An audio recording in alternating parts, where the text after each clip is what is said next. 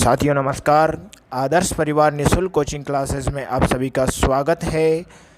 International institutions अंतर्राष्ट्रीय संस्थानों की इस श्रृंखला के चरण में आज हमारी चर्चा होगी आसियान के बारे में। जानेंगे क्या है आसियान, आसियान में सम्मिलित देश और भारत आसियान संबंध, साथ ही आसियान के कार्य या महत्व के बारे में। चलिए तो शुरू करते हैं इस सीरीज को। ASEAN association of south east Asian, इसका पूरा नाम है। आसियान को हिंदी में कहते हैं दक्षिण पूर्वी एशियाई राष्ट्रों का संगठन।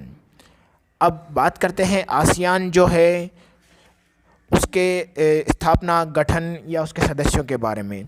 तो आसियान का गठन 8 अगस्त 1967 में 5 देशों के द्वारा किया गया था और वर्तमान की बात की जाए तो इसमें 10 सदस्य शामिल है।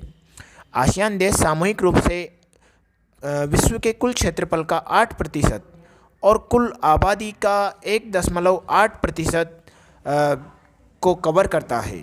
साथ ही ये दुनिया की छठी हुई सबसे बड़ी अर्थव्यवस्था का प्रतिनिधित्व भी करते हैं। आसियान जो देश हैं ये सारे। अब बात करें आसियान में जो सदस्य देश है वो कौन कौन से हैं। तो पहला है म्यांमार, दूसरा Thailand, Laos, Cambodia, Vietnam, Singapore, Brunei, Malaysia, Indonesia एवं फिलीपींस। ये 10 सदस्य देश वर्तमान में आसियान में शामिल है। और आसियान का जो मुख्यालय है वह इंडोनेशिया का एक शहर है जकार्ता, उसमें है। आप डायग्राम से भी देख पा रहे होंगे कि सबसे पश्चिम की तरफ चले तो म्यांमार, उसके बाद थाईलैंड, फिर लाओस, वियतनाम, नीचे आपको कंबोडिया एवं मलेशिया, सिंगापुर, ब्रुनेई और फिलीपींस, ये सारे 10 देश आपको नज़र आ रहे होंगे। ये सभी आसियान के सदस्य देश हैं। अब बात करें भारत एवं आसियान संबंधों के बारे में। तो दक्षिण पूर्वी एशियाई देशों के साथ जो भारत की नीति रही है वह आसियान के स्थापना के क्रम में भारत ने एक नीति अपनाई थी 1992 में। 1992 में भारत की जो नीति थी वह थी लुक ईस्ट पॉलिसी। इसका तात्पर्य यह हुआ कि पूर्व की ओर देखो, अर्थात यहाँ पर भारत का उद्देश्य पूर्व के जो देश थे उनकी तरफ अपना ध्यान आकर्षित करना और उनके साथ बेहतर संबंध स्थापित करना था।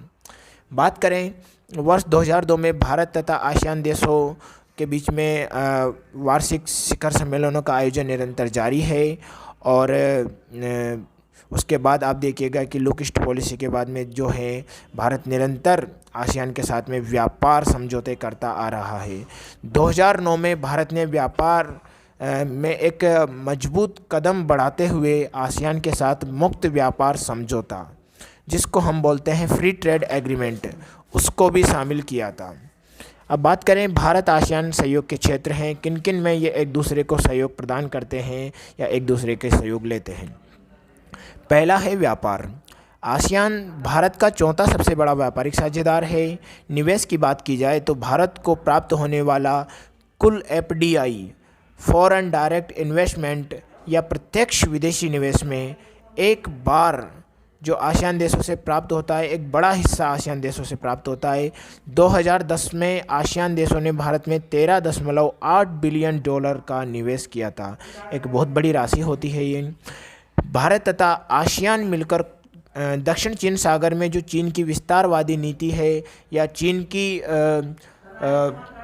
विभिन्न क्षेत्रों पर नियंत्रण पाने की जो नीति है उसका अंकुश लगाने में मददगार साबित हो सकते हैं। इसके अलावा भारत तथा आसियान देशों के बीच में बहुत ही गहरे और मजबूत स्तर पर सांस्कृतिक संबंध है। आप देखिएगा कि सिंगापुर जो है सिंगापुर 7.1%, मलेशिया 7%, जो आबादी है वो भारतीय मूल के लोगों से है, अर्थात इतने प्रतिशत जो लोग हैं वो भारतीय मूल के इन देशों में निवास करते हैं। नेक्स्ट बात की जाए कि आसियान के सामने क्या चुनौतियां या भारत के सामने आसियान को लेकर क्या क्या चुनौतियां हैं। तो भारत आसियान के बीच जो संबंध है उसको स्थायित्व प्रदान करना है तो कुछ चुनौतियों को हमें सामना करना पड़ेगा। पहली बात की जाए कि व्यापार घाटे को कम करना। हम देखते हैं कि वर्तमान समय में जो भारत है वह मुक्त व्यापार समझौते के कारण जो है आसियान देशों से व्यापार घाटे का सामना करना पड़ रहा है। यानी कि आसियान देश जो हैं भारत में निर्यात बहुत अधिक करते हैं, जबकि आयात भारत से बहुत कम हो पाता है। इसलिए भारत मुक्त व्यापार घाटे का सामना मतलब व्यापार घाटे का सामना कर रहा है।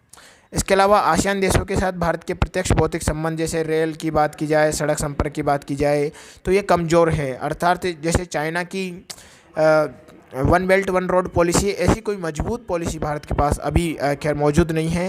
हालांकि भारत ने कई प्रयास इसमें किए हैं, तो ऐसी और भी पॉलिसी लाने की आवश्यकता है ताकि प्रत्यक्ष संपर्क बढ़ाया जा सके।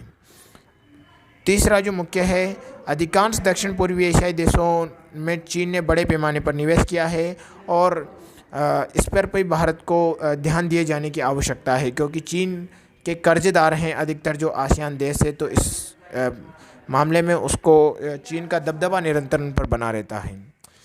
फिर भी निरंतर आगे की राह की अगर हम बात की जाए तो चीन को कंट्रोल करने के लिए या आसियान देशों के साथ आर्थिक संबंधों को मजबूत बनाए रखने के लिए भारत को निरंतर अपनी नीति का विस्तार करना चाहिए।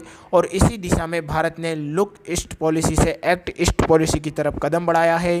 यानी कि अब पूर्व की ओर भारत न केवल मजबूत संबंधों पर ध्यान दे रहा है, बल्कि इन देशों के साथ में एकदम कदम से कदम मिलाकर अर्थव्यवस्थाओं को नई ऊंचाइयों को प्रदान कर रहा है। तो साथियों, फिर बात करेंगे फिर किसी नए टॉपिक के साथ में। आदर्श परिवार निःशुल्क कोचिंग क्लासेज की ओर से आप सभी को धन्यवाद। फिर मिलते हैं।